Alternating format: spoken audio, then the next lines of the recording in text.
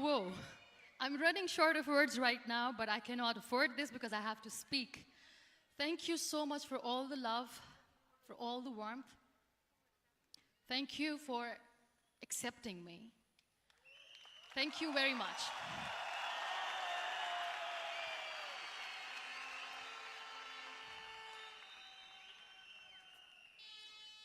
Well, I always start my talk with a disclaimer. And that disclaimer is that I've never claimed to be a motivational speaker. Yes, I do speak, but I feel more like a storyteller because wherever I go, I share a story with everyone.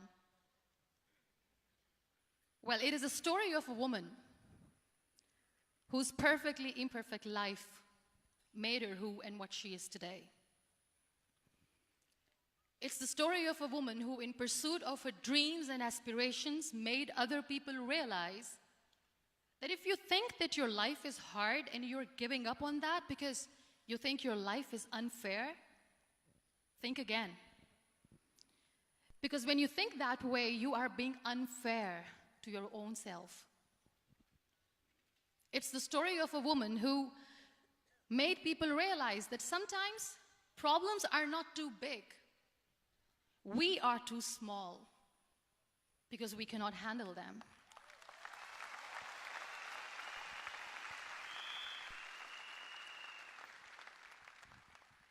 It is the story of a woman who with time realized that real happiness doesn't lie in success, money, fame.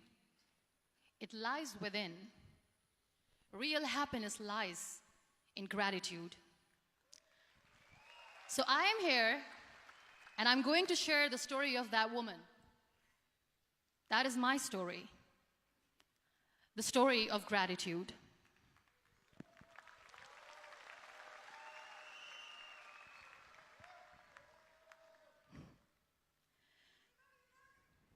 I love you too. I love you all. I believe in the power of words. Many people speak before they think. But I know the value of words. The words can make you, break you, they can heal your soul, they can damage you forever. So I always try to use the positive words in my life wherever I go. They call it adversity, I call it opportunity. They call it weakness, I call it strength. They call me disabled, I call myself differently abled. They see my disability. They see my disability, I see my ability. There are some incidents that happen in your life, and those incidents are so strong that they change your DNA. Those incidents or accidents are so strong that they break you physically. They deform your body, but they transform your soul.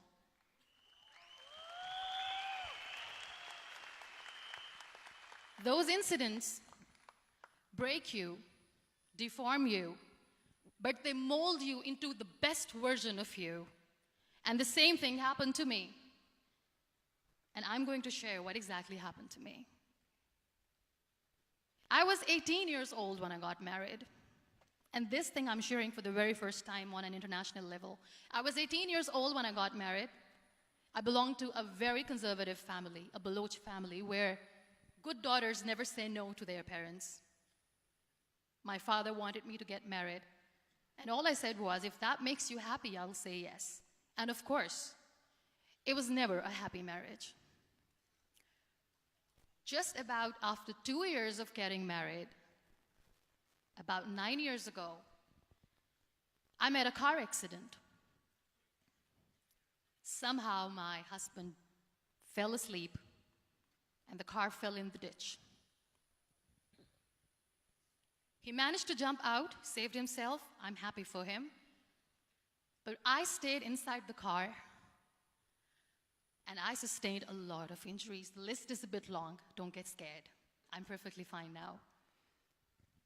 Radius ulna of my right arm were fractured. The wrist was fractured.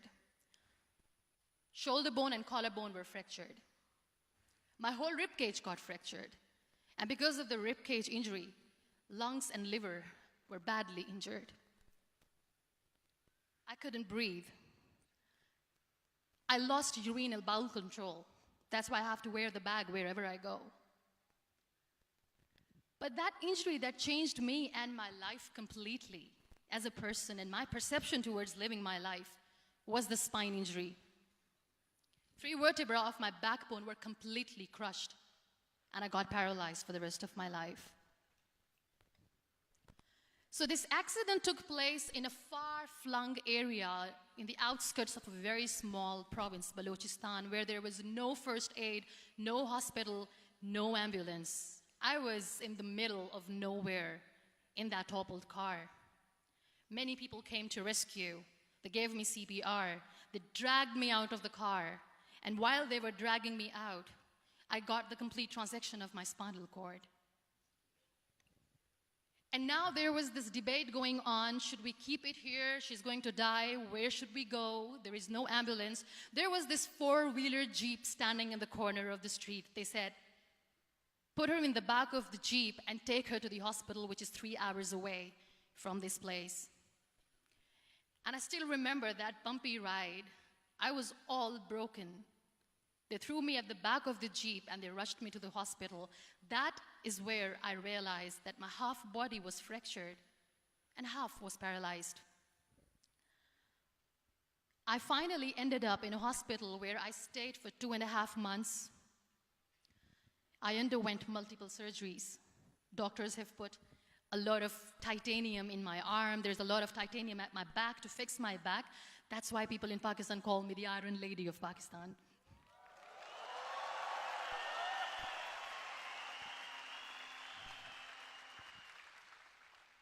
Sometimes I wonder how easy it is for me to describe all this all over again. And somebody has rightly said that when you share your story and it doesn't make you cry, that means you have healed.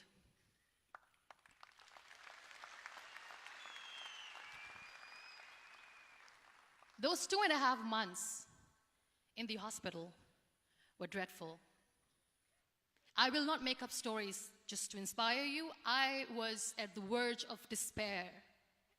One day, doctor came to me and he said, well, I heard that you wanted to be an artist, but you ended up being a housewife. I have a bad news for you.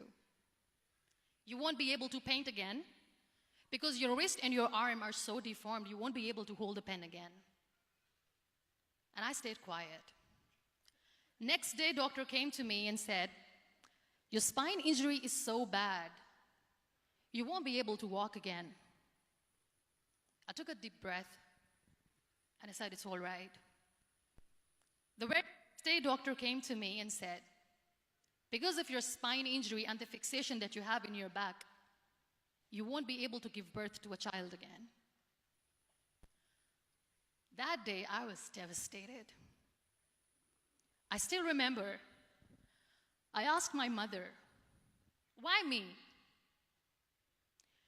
And that is where I started to question my existence. Why am I even alive? What's the point of living?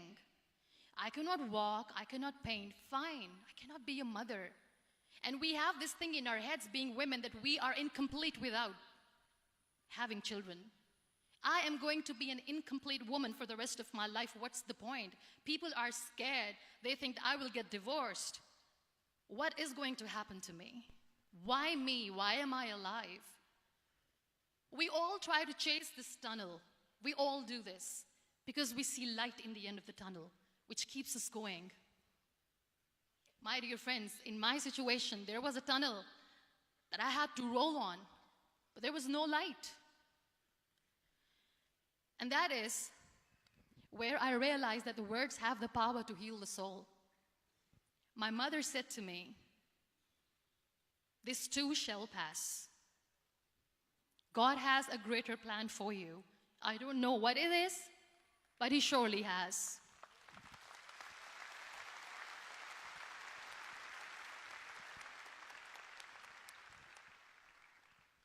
And in all that distress and grief, somehow or the other, those words were so magical that they kept me going. I was trying to put that smile on my face all the time, was hiding. It was so hard to hide the pain, which was there. But all I knew was that if I will give up, my mother and my brothers will give up too. I cannot see them crying with me. So what kept me going was, one day I asked my brothers, I know I have a deformed hand, but I'm tired of looking at these white walls in the hospital and wearing these white scrubs. I'm getting tired of this. I want to add more colors to my life. I want to do something. Bring me some colors. Bring me some small canvas. I want to paint. So the very first painting I made was on my deathbed, where I painted for the very first time.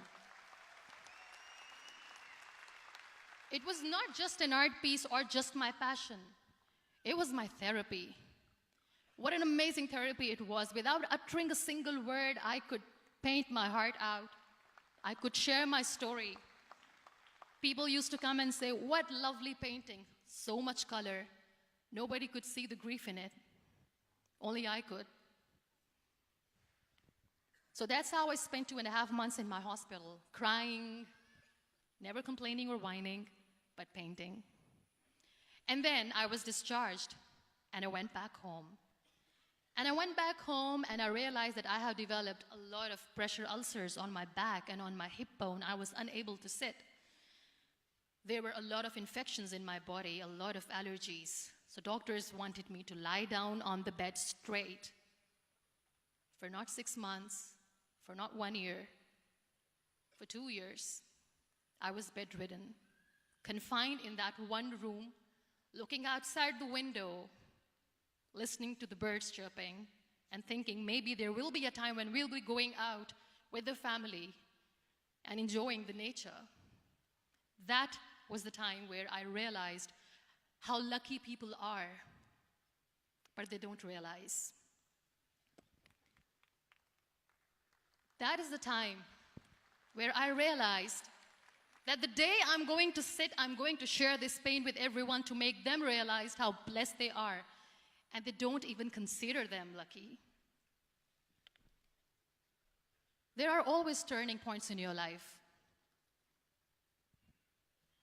There was a rebirth day that I celebrated. After 2 years and 2.5 months, when I was able to sit on a wheelchair, that was the day when I had the rebirth. I was a completely different person. I still remember the day I sat on the wheelchair for the first time, knowing that I'm never going to leave this, knowing that I won't be able to walk for the rest of my life. I saw myself in the mirror, and I talked to myself. And I still remember what I said. I cannot wait for a miracle to come and make me walk. I cannot sit in the corner of the room crying, cribbing, and begging for mercy because nobody has time. So I have to accept myself the way I am. The sooner, the better. So I applied the lip color for the first time.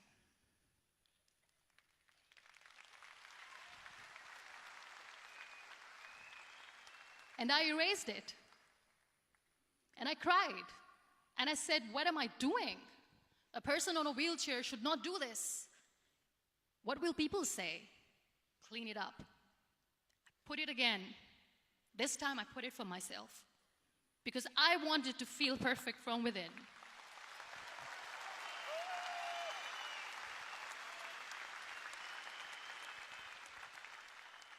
And that day I decided that I'm going to live life for myself. I am not going to be that perfect person for someone. I am just going to take this moment and I will make it perfect for myself. And you know how it all began? That day I decided that I'm going to fight my fears. We all have fears.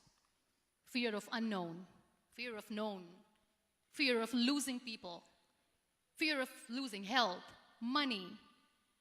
We want to excel in career, we want to become famous, we want to get money. We are scared all the time. So I wrote down one by one all those fears. And I decided that I'm going to overcome these fears one at a time. You know what was my biggest fear? Divorce. I couldn't stand this word.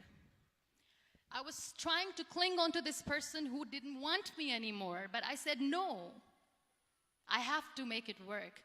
But the day I decided that this is nothing but my fear, I liberated myself by setting him free. And I made myself emotionally so strong that the day I got the news that he's getting married, I sent him a text that I'm so happy for you and I wish you all the best. And he knows that I pray for him today.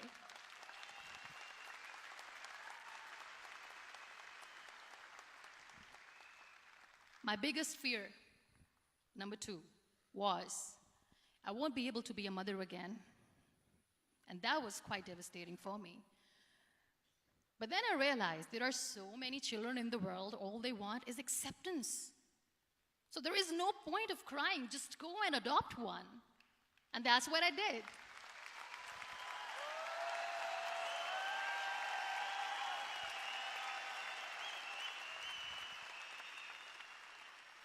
I gave my name in different organizations, different orphanages. I didn't mention that I'm on a wheelchair, dying to have a child. So I just told them that this is Muniba Mazari and she wants to adopt a boy or girl, whatsoever, but I want to adopt a kid. And I waited patiently. 2 years later, I got this call from a very small city in Pakistan. I got a call and they said, "Are you Muniba Mazari? There is a baby boy and would you like to adopt?" And when I say yes, I could literally feel the labor pain. I said, yes, yes, I am going to adopt him. I am coming to take him home.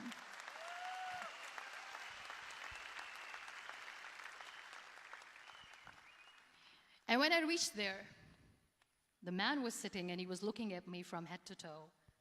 And in back of my head, I kept thinking that, oh my God, he's going to say she's on the wheelchair, she doesn't deserve it. How is she going to take care of him? And I looked at him and I said, do not judge me because I'm on the wheelchair. But you know what he said? He said, I know you will be the best mother of this child. You both are lucky to have each other.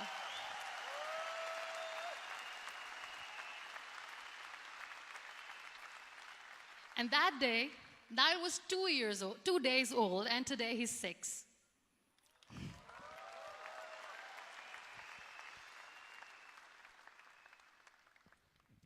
You'll be surprised to know another bigger fear that I had in me. It was facing people. I used to hide myself from people. When I was on bed for 2 years, I used to keep the door closed. I used to pretend that I'm not going to meet anyone, tell them that I'm sleeping. You know why?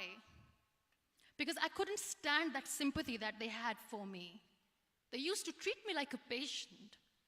When I used to smile, they used to look at me and say that, you're smiling, are you okay? I was tired of this question being asked, are you sick? Well, a lady yesterday at the airport asked me, are you sick? And I said, well, besides the spinal cord injury, I'm fine, I guess.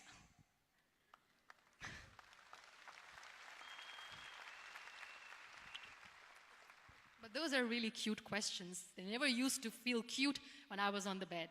So I used to hide myself from people, knowing that, oh my God, I'm not going to see that sympathy in their eyes. It's all right. And today I'm here speaking to all these amazing people because I have overcome the fear.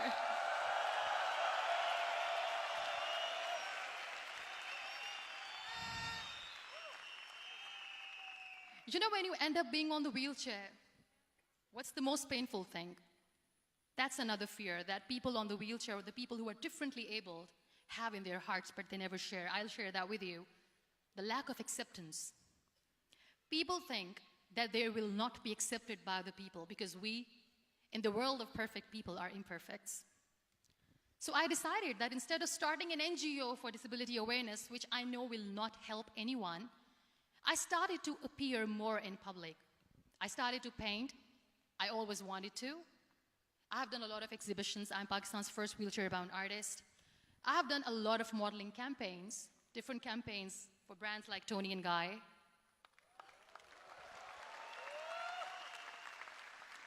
I have done some really funny, breaking the barriers kind of modeling.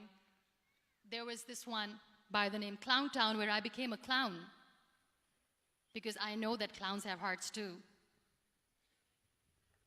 And then I also decided that if I really want to make the difference, I am not going to let people use me for their polio campaigns where they will make you a victim and an emblem of misery and mercy and will say that, you know what, give polio drops to your children or they'll become like this girl. I decided that I'm going to join the national TV of Pakistan as an anchor person. And I've been doing a lot of shows for the last 3 years.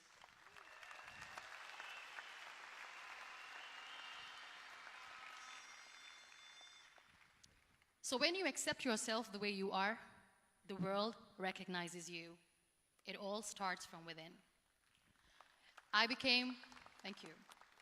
I became the National Goodwill Ambassador for UN Women Pakistan, and now I speak for the rights of women, children. We talk about inclusion, diversity, gender equality, which is a must. I was featured in BBC 100 Women for 2015. I'm one of the Forbes 30 under 30 for 2016. And it all didn't happen alone. You all are thriving in your careers. You have bigger dreams and aspirations in life. Always remember one thing. On the road to success, there is always we, not me. Do not think that you alone can achieve things. No. There is always another person who is standing behind you, maybe not coming on the forefront, but behind you, praying for you and supporting you. Never lose that person. Never.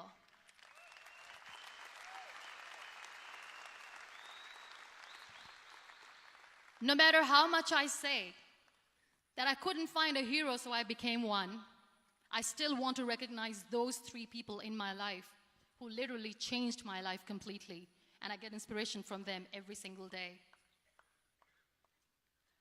Waleed Khan. Many people know about the terrorist attacks in Pakistan. We have lost many people. And I'm sharing this with a very heavy heart because we actually have lost a lot of people in this huge turmoil of terrorism.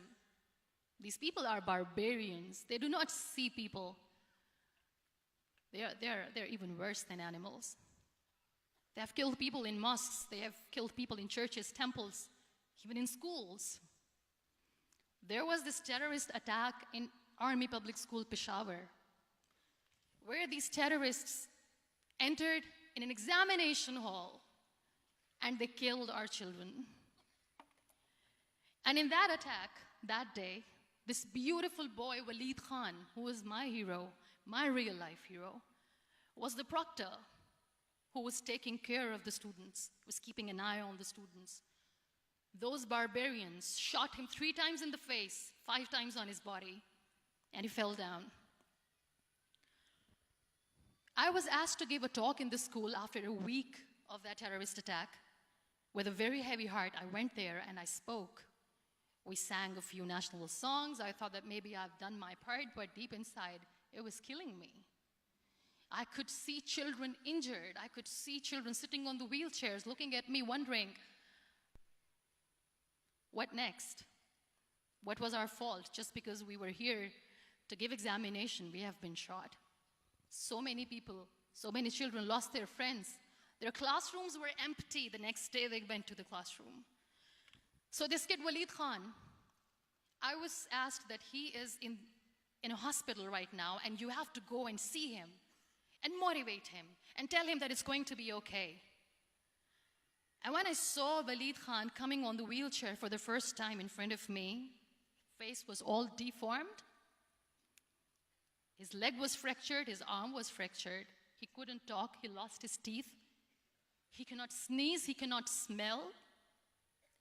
He cannot eat. And I kept thinking, what should I say?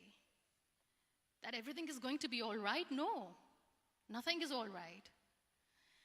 And while I was juggling with the words, what to say, what not to say, this beautiful child, Waleed Khan, came to me and he said, "Are you Muniba Mazari?" I said, "Yes." He said, "Baji, let's take a selfie."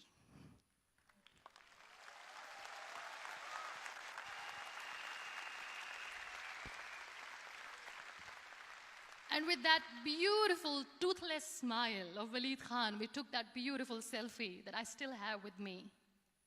I don't share that here because he was in a very bad shape that time. And that is where I realized that when I was thinking too much about his deformities, he's happy with himself.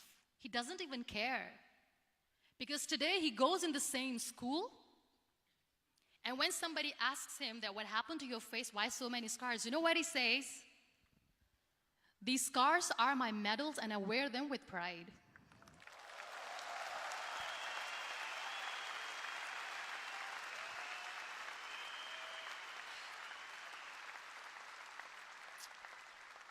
And how beautifully he says the terrorists wanted me not to study. I am going to study. I will become a doctor one day. And this is my way of taking revenge from those terrorists. Another real-life hero, of course, my son. His name is Nile, N-I-L-E, River Nile. I learned so much from this kid. The first and foremost thing is patience. How to be patient when you know that your mother cannot walk, when you know that your mother is different from the other women, when you know that your mother cannot go out and play with you, how to stay calm. He loves football.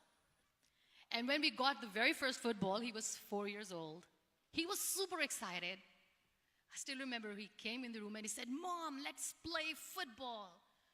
And he kept the ball in my feet. And he said, "Let's kick it." And that day I felt disabled. I said, "I cannot kick the ball." And I was down with the same face. He looked at me and he said, "Well, that's all right. Your legs are not working, but your hands do. Let's play catch the ball."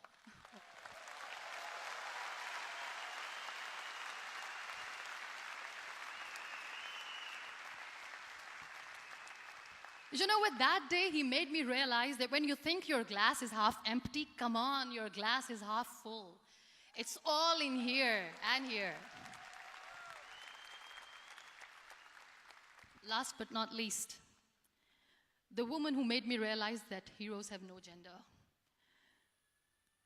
The woman who believed in me even when I was completely at the verge of despair, where everybody left, she was there. And every time I looked at her, without saying anything, she used to look at me and said, "This too shall pass. God has a bigger plan. And one day you will say that, 'Oh my God, that is why God has chosen me.'" She never cried in front of me. She has always said that there will be haters, there will be naysayers, there will be disbelievers, and then there will be you proving them wrong. My mother.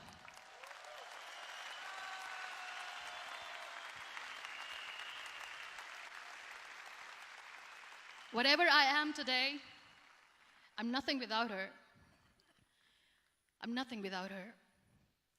Thank you, Mama. I wish you were here. Thank you for making me who I am today.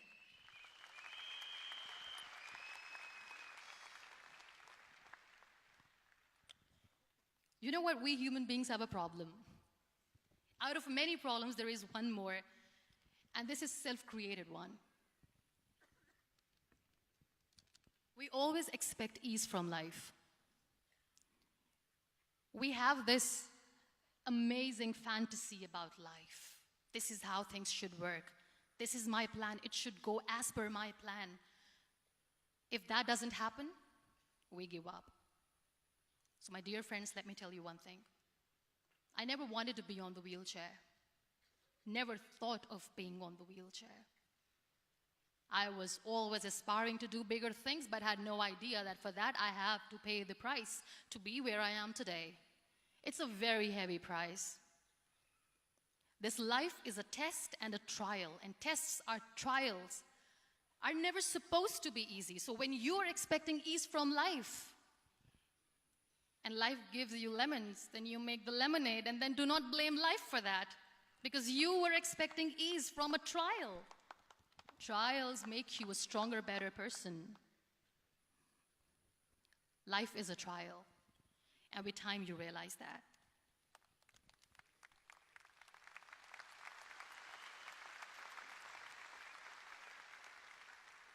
It is okay to be scared. It is okay to cry. Everything is okay, but giving up should not be an option. They always say that failure is not an option. Failure should be an option, because when you fail, you get up, and then you fail, and then you get up, and that keeps you going. That's how humans are strong.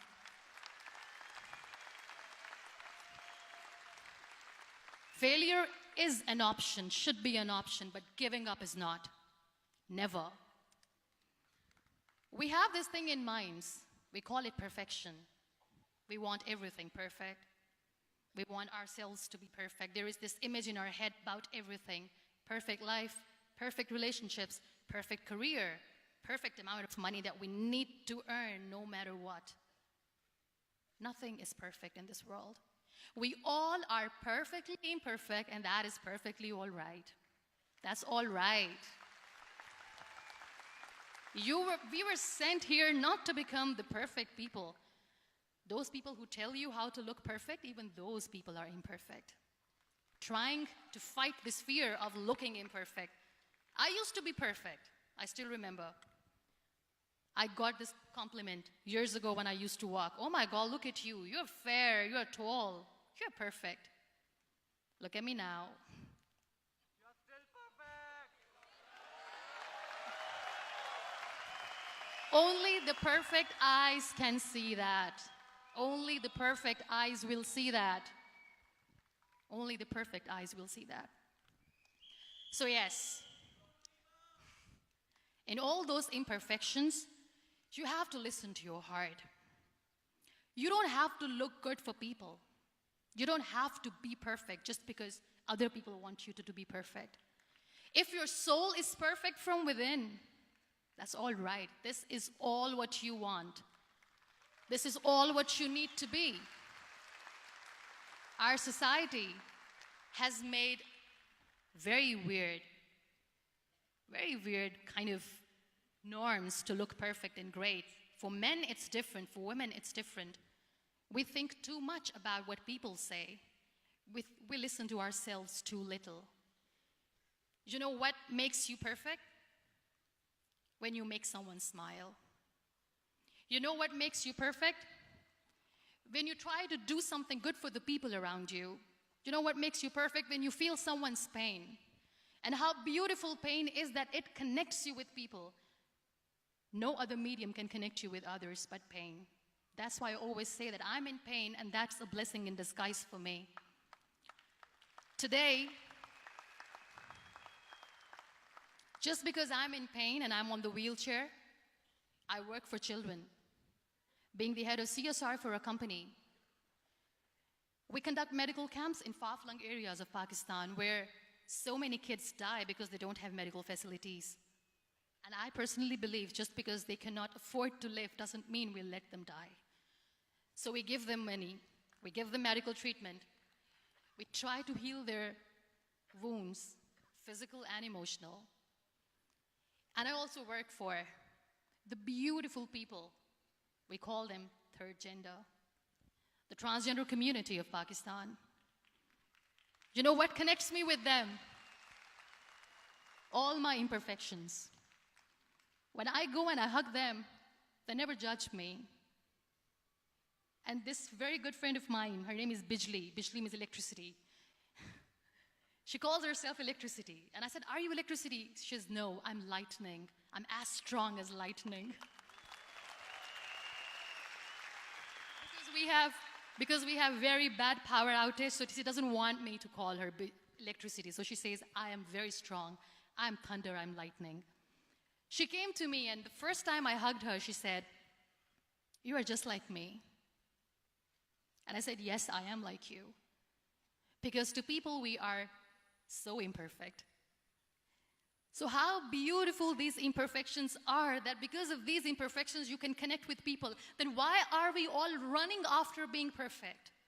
What's the point?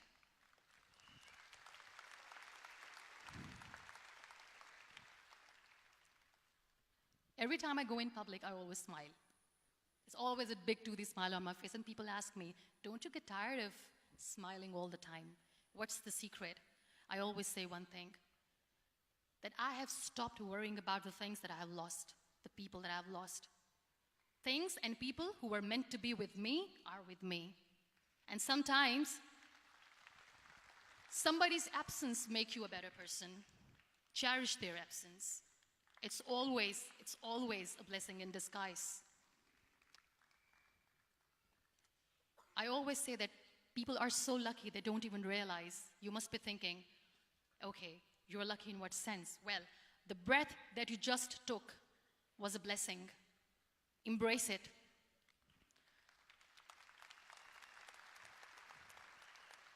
There are so many people in the world who are dreaming to live a life that you are living right now.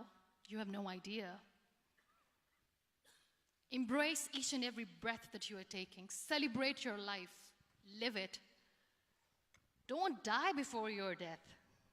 We all die.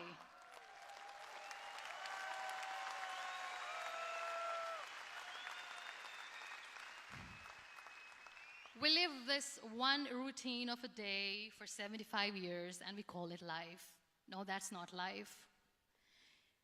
If you're still thinking why you have been sent here, if you're still juggling with the concept of why you are here, you haven't lived yet. You work hard, you make money, you do it for yourself. That's not life. You go out, you seek for people who need your help, you make their lives better. You become that sponge which can absorb all the negativity, and you become that person who can emit beautiful, positive vibes. And when you realize that you have changed someone's life, and because of you, this person didn't give up, that is the day when you live. Always.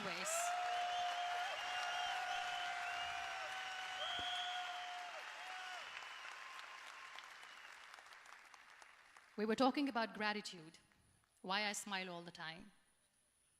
I cry all night when nobody sees me, because I'm a human and I have to keep the balance. And I smile all day because I know that if I will smile, I can make people smile.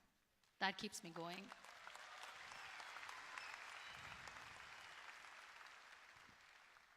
Be grateful for what you have, and you will always, always end up having more. But if you'll cry and if you'll crib for the little things that you don't have or the things that you have lost, you will never ever have enough. Sometimes we are too busy thinking about the things that we don't have that we forget to cherish the blessings that we have. I'm not saying that I'm not healthy and that makes me unlucky, but yes, it is hard. It is hard when I say that I cannot walk. It is hard to say when I wear this bag. It hurts. But I have to keep going, because never giving up is the way to live, always.